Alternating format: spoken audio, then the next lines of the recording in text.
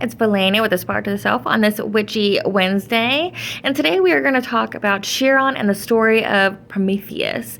And the reason being is because if you recall from the astrological energy forecast, Chiron shows up on the 5th of April. So Chiron was the son of the Titan Kronos, whom is said to have been in the form of a horse when he made love to Philyra's a sea nymph.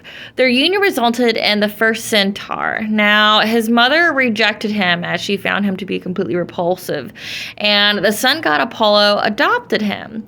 He became a respected healer, astrologer, prophet, and teacher. Some of his most notable students were Achilles, who was a Greek warrior, Asclepios, who was a herbalist surgeon, as well as this is where our medical with the two serpents intertwining I want to say it's a staff emblem originates. Then you have Hercules, who is an immortal hero, and Jason.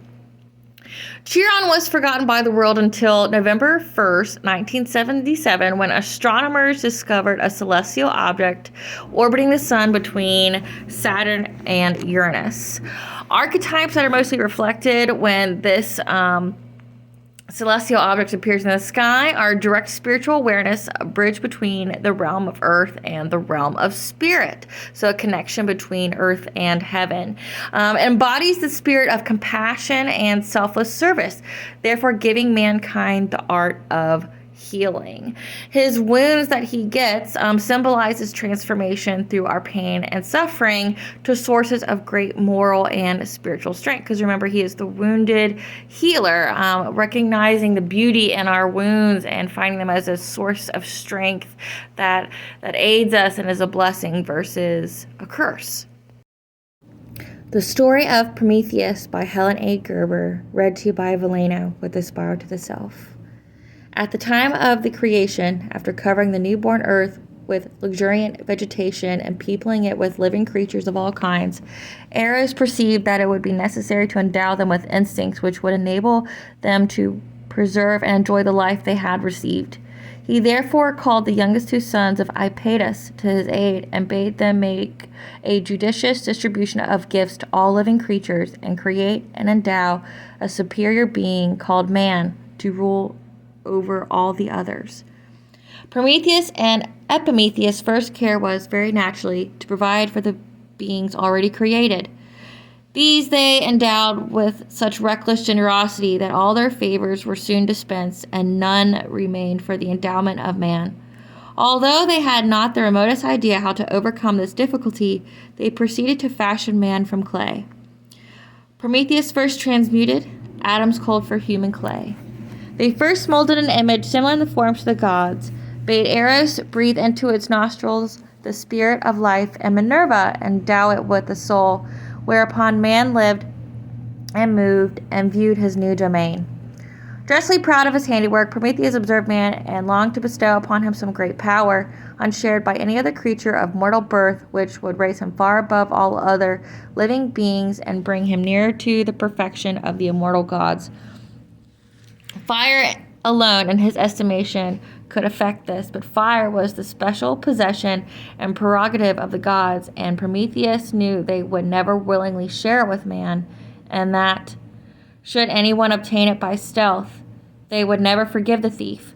Long he pondered the matter, and finally determined to obtain fire or die in the attempt. One dark night, therefore, he set out for Olympus, entered unperceived into the god's abode, seized a light brand hidden in his bosom, and departed unseen, exulting in the success of his enterprise. Arrived upon earth once more, he consigned the stolen treasure to the care of man, who immediately adapted it to various purposes, and eloquently expressed his gratitude to the benevolent deity who had risked his own life to obtain it for him.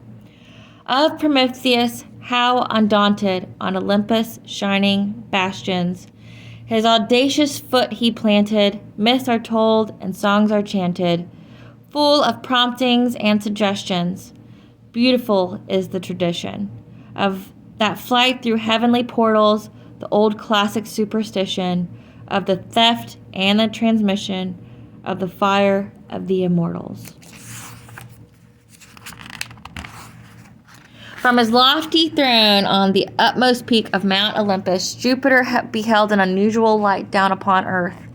Anxious to ascertain its exact nature, he watched it closely, and before long discovered the larceny.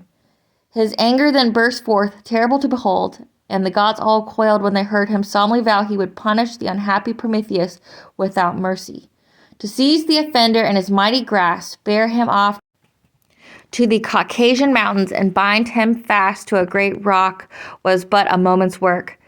There a voracious vulture was summoned to feast upon his liver, the tearing of which from his side by the bird's cruel beak and talons caused the sufferer intense anguish. All day long the vulture gorged himself, but during the cool night, while the bird slept, Prometheus' suffering abated and the liver grew again, thus prolonging the torture which bade fair to have no end.